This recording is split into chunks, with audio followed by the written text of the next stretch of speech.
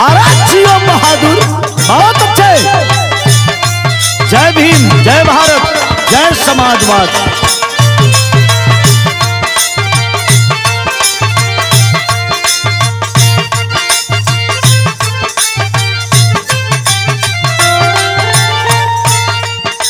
साथियों, हम गायक कलाकार अशोक लाल यादव, जनपद आजमगढ़, उत्तर प्रदेश।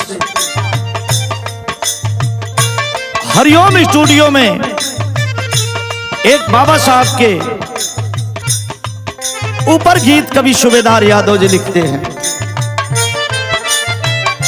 जब हमारे देश में छुआछूत चरम पर था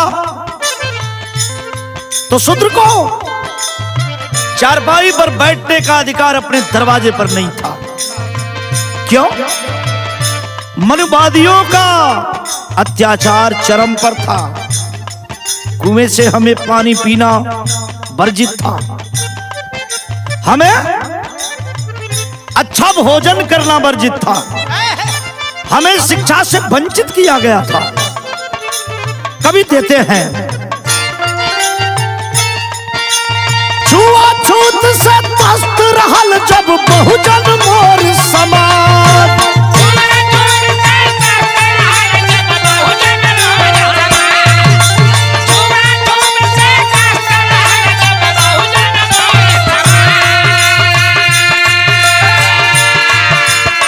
बाबा साहब के कृपा से सिर पर बधायल ताज।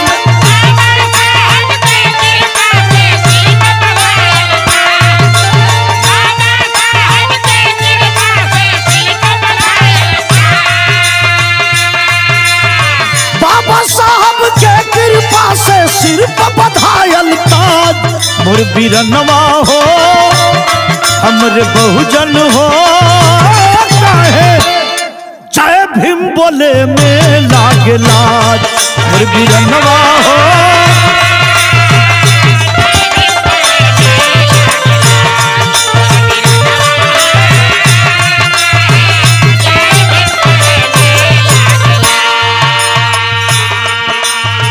भाई। हमारे जय राम बोलते हैं।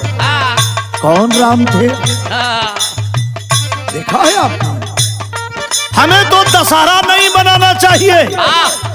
हमें तो दुर्गा पूजा नहीं मनाना चाहिए। ये अशोक लाल यादव की गीत है, आवाज है और गीत सूबेदार यादव ने दर्शाया है। सूबेदार यादव की कलम कह रही है हमें दशहरा नहीं मनाना चाहिए, और कोई दशानन भी नहीं था। इसलिए मौर्य वंश के 10वां शासक का नाम था बृहद्रथ। बृहद्रथ का गर्दन किसने काटा? पुष्पमित्र शुंग सेनापति था बृहद्रथ का, और ऐलान करवा दिया जो एक बौद्ध भिक्षु का गर्दन लाएगा वह 100 सर्फी पाएगा। ऐसे हमारे बौद्ध धर्म अपनाने वाले भाई मेरे देश में नहीं, पूरे चारों तरफ हर कंट्री में देख लो बौद्ध धर्म था। जो महात्मा बुद्ध ने विचार दिया था उसी विचार पे पूरी दुनिया चल रही थी। लेकिन जब एक बौद्ध भिक्षु का गर्दन कटा तो धीरे धीरे धीरे बहने वाली घाघरा नदी में डाल दिया गया। 3.5 किलोमीटर वह घाघरा नदी सरयुक्त हो गई। तो उस नदी का नाम 3.5 किलोमीटर सरजू पड़ गया। कवि जी यही ना। और जब साकेतपुरी में कोई योद्धा नहीं बचा तो उस नगर का नाम भी अयोध्या कर दिया गया, जो योद्धाओं से विलीन। और मौर्य वंश के 10वां शासक का नाम बृहद्रथ। 10 को इन लोगों ने हरा लिया तो दशहरा मनाया। क्या मनाया? दशहरा। दशहरा भी मुझे नहीं मनाना चाहिए। अब आइए, मोर बीरनवा हो, मोर बीरनवा हो, काहे जय भीम कहे में लागे लाज।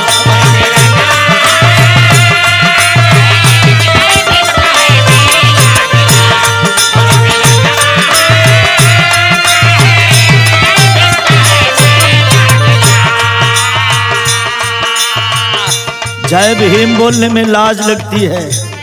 बाबा साहब नहीं होते तो हम आप नहीं होते। आजाद हैं, लेकिन आजादी बढ़ के घर चली गई है। इसलिए कहना क्या है, केहू नहीं कैला जवान, केहू नहीं कैला जवान, कैला भीम राव हो।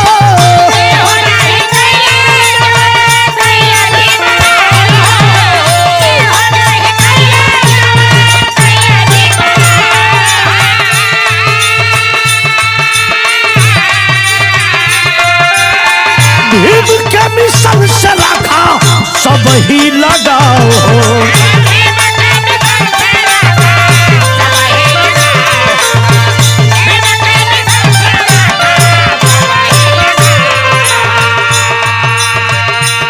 यादव, पटेल, मला, कहार, कोहार, राजभर, चौहान, सारे लोगों को बाबा साहब के मिशन में जाना चाहिए और बाबा साहब की जयंती मनाना चाहिए।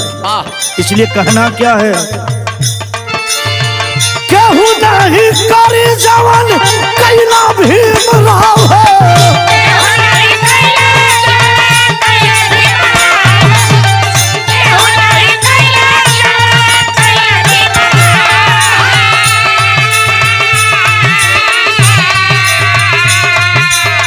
भीम के मिशन से रखा सब ही लगाओ हो।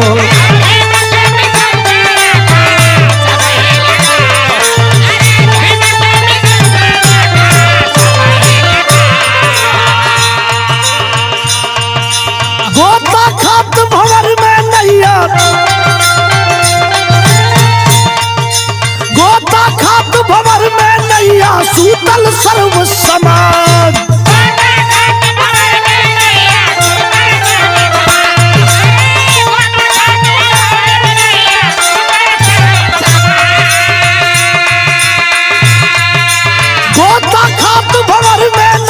सूतल सब ही याद, मोर बीरनवा हो, मोर बीरनवा हो, काहे जय भीम बोले में लागे लाज।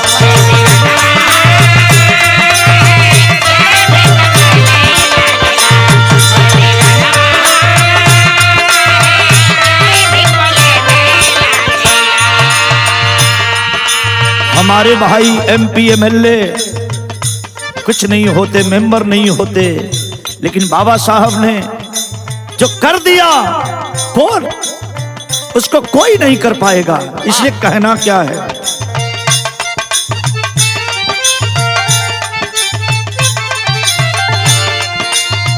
समता समाज मूलक दिया अधिकार है।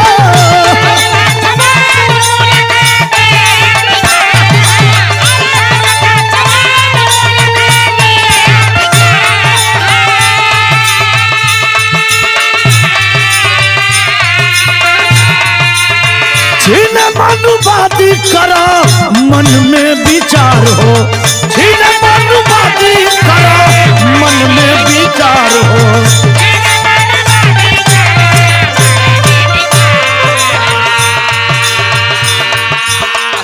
समता समाज मूलक अधिकार बाबा साहब ने दिलाया। आज बाबा साहब के संविधान को मिटाना चाहते हैं मनुवादी। आप लोगों ने सुना होगा, हमारे भारत के गृह मंत्री ने कहा, जितना अंबेडकर अंबेडकर अंबेडकर करते हो, उतना राम का नाम लेते तो 7 पीढ़ियां तर जाती, क्या स्वर्ग चले जाते। न तो कोई स्वर्ग गया, न कोई स्वर्ग से वापस आया। लेकिन मैं समझता हूं कि बाबा साहब ने ही मुझे सब कुछ दिया है। इसलिए कहना क्या है, समता समाज मूलक दिया अधिकार हो।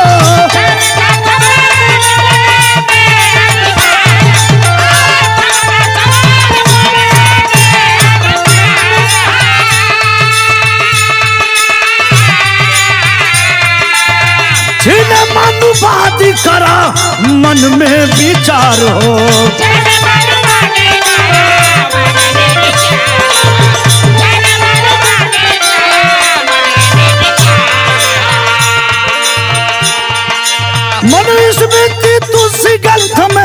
छिपल बहुत राज।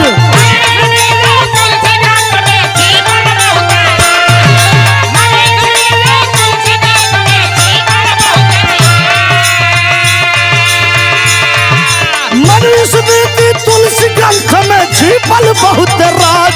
मोर बीरनवा हो, मोर बीरनवा हो, काहे जय भीम बोले में लागे लाज।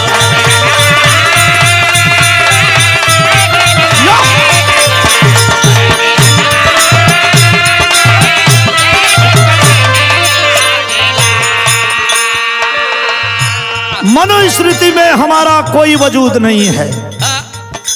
तुलसी ग्रंथ में भी मुझे गाली दी गई। ढोल गमार शूद्र पशुनारी सकल ताड़ना के अधिकारी। सुपत के रात कोल कलवारा जे बड़ा धन तेली कुम्हारा। पूजहि विप्र सकल गुणहीना शूद्र न पूजहि ज्ञान प्रवीणा। तमाम चौपाई हमारे खिलाफ लिखी गई है। इन 85 वालों के लिए, मूल निवासियों के लिए मैं बताना चाहता हूं क्या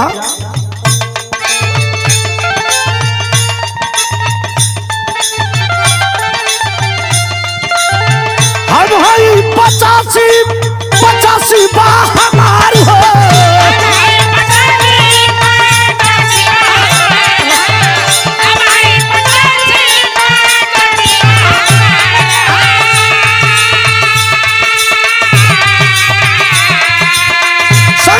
बना के लेला अपन अधिकार हो।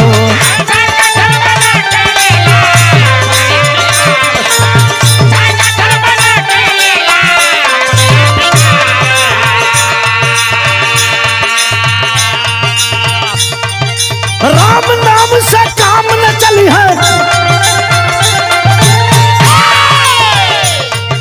राम नाम से काम न चली है। भीम नाम पर लाज।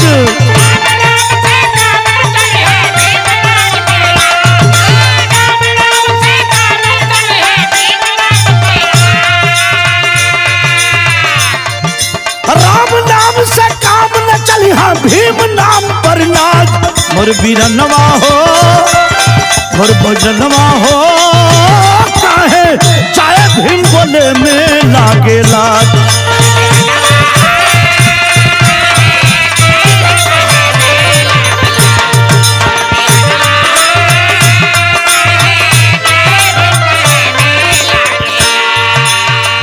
आखिरी लाइन में मैं कहना चाहता हूं, जरा गौर करिएगा। क्या सही के या पार पीरा लिखल संविधान हो।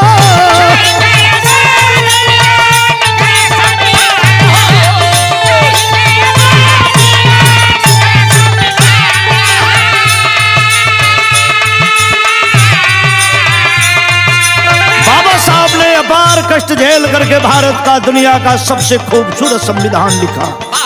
लेकिन मंदिर वोट लेने के लिए मुझे हिंदू कह देते हैं, लेकिन जब काम निकल जाएगा तो हम शूद्र हैं। मंदिर में जाएंगे तो मंदिर को धुलवाया जाएगा। यादव का बेटा अशोक लाल यादव कह रहा है क्या सही के या पार पीरा लिखल संविधान हो।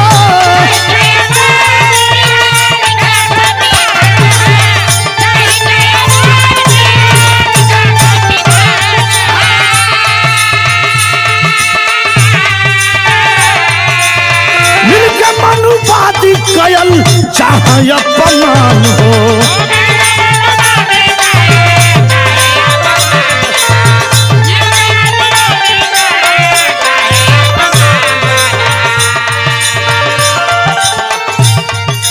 अशोक लाल सुबेदार की कविता,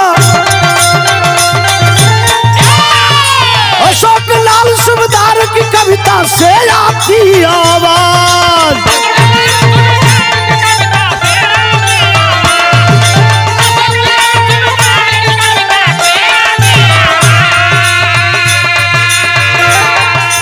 अशोक लाल सुबेदार की कविता से आती आवाज। मोर बीरनवा हो हमरे बहुजन हो कहे, अरे जय भीम कहे में लागला।